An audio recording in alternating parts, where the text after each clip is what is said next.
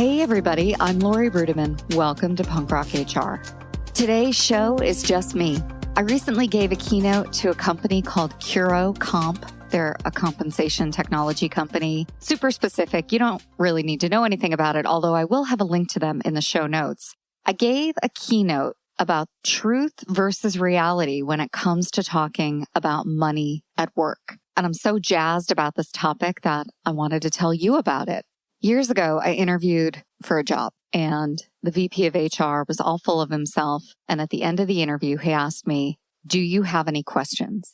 Now, I hate that question because the only question job seekers have is how much does this job pay? If they have a follow-up question, it's when can I start?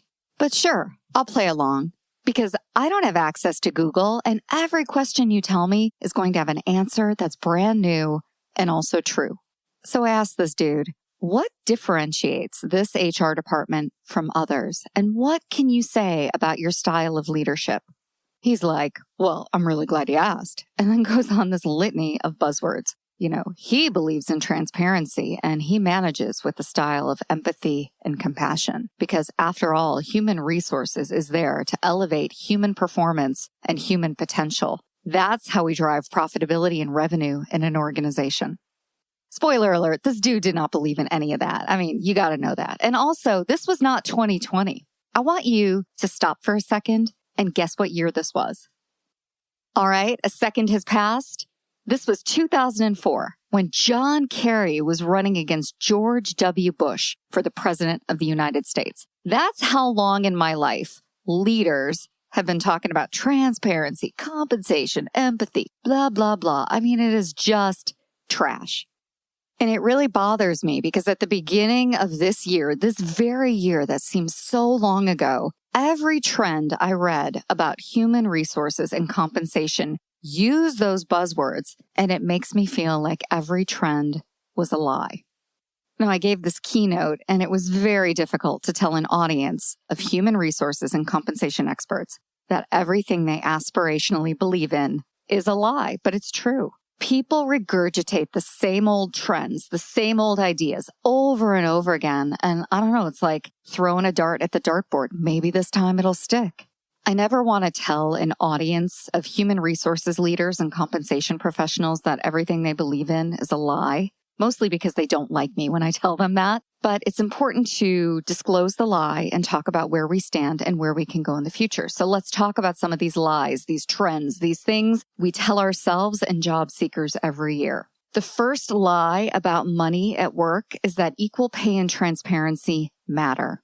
We have a whole history behind us that shows us that nobody really cares about equal pay and transparency. And if they did, it wouldn't be that hard to fix it.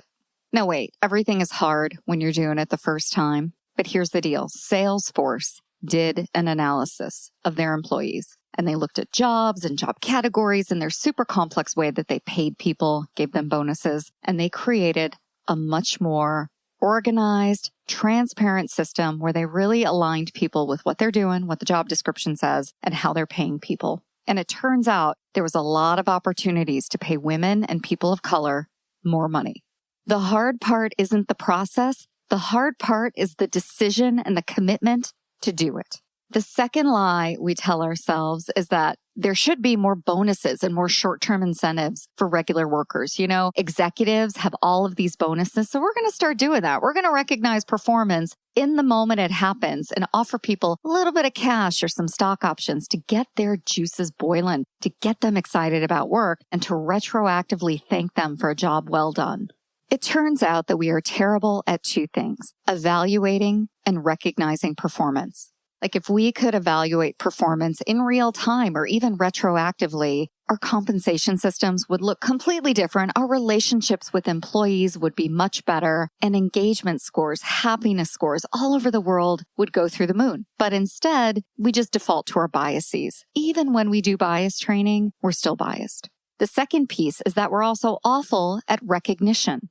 Now, I've had Gary Beckstrom from OC Tanner on my podcast before, and he's talked about the benefits of recognizing people. But there's also this conversation that happens where we say, oh, employees just want to be thanked. They don't want money. So we know that executives like money and executives like bonus, but when the rubber meets the road and we get down to brass tacks, we always say employees just want to be thanked. They just want a thank you note. They just want an email. Turns out employees are just like executives. They would like some short-term incentives too. The third lie about money at work is that technology will drive all of the strategy behind fixing this. Like if you just invest in the right technology, you need a platform, you need a system, you need a suite. You get that, you're going to have a strategy, you're going to fix shit at work. Well, it turns out that technology doesn't do anything. You know, I got a mobile phone, doesn't do anything in my life. Might make it worse. Hey, we're the payroll baddies, and our mission is to make payroll fun and relatable. And call out industry when we hear it. You got to call it out. You got to call it like you see it. But we also got to shine a light on all those unsung payroll heroes out there, making sure we get paid. Yeah, those are the real payroll baddies out there, and we love sharing their stories and showing them love. With gold chain and everything, baby. By the way, SAP is the best payroll out there, and if you don't like it, get out. And yet you have all of these vendors going, buy me, buy me, buy me. And all of these HR departments with no answers, no moral backbone, no nothing going, you know what we need? We need a new system. You wonder why I say we should defund HR. But okay, all right. Those are the lies we tell ourselves at work. And people are wrong because, again, these ideas are aspirational. They sound really good on paper. And frankly, people are like, yeah, instead of doing the work, I'm going to support somebody talking about doing the work. So in this keynote I gave a couple of weeks ago, I tried to pivot and go positive, right? Because what's the reality? What can we do? And the answer is we can open our eyes, open our ears, and shut our mouths because the marketplace is actually telling us what to do. Reality number one around money at work is that transparency is going to hit us all.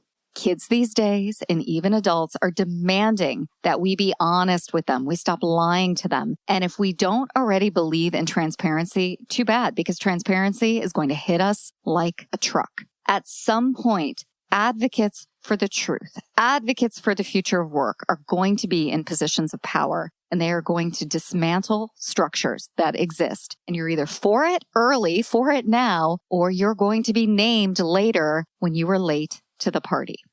The second reality about money at work in 2020 and beyond is that compassion and empathy are no longer buzzwords. They are the new operating model for the world of work. If you run an organization where white men in positions of power earn 237 times what the average worker earns, you're over. This is not a sustainable way of operating your business.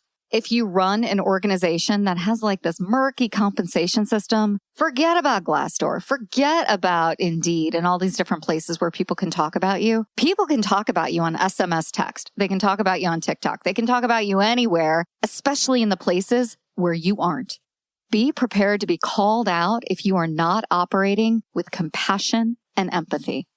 The final truth, the final reality for the world of work and money in 2020 and beyond is this. Self-leadership is the ultimate competency.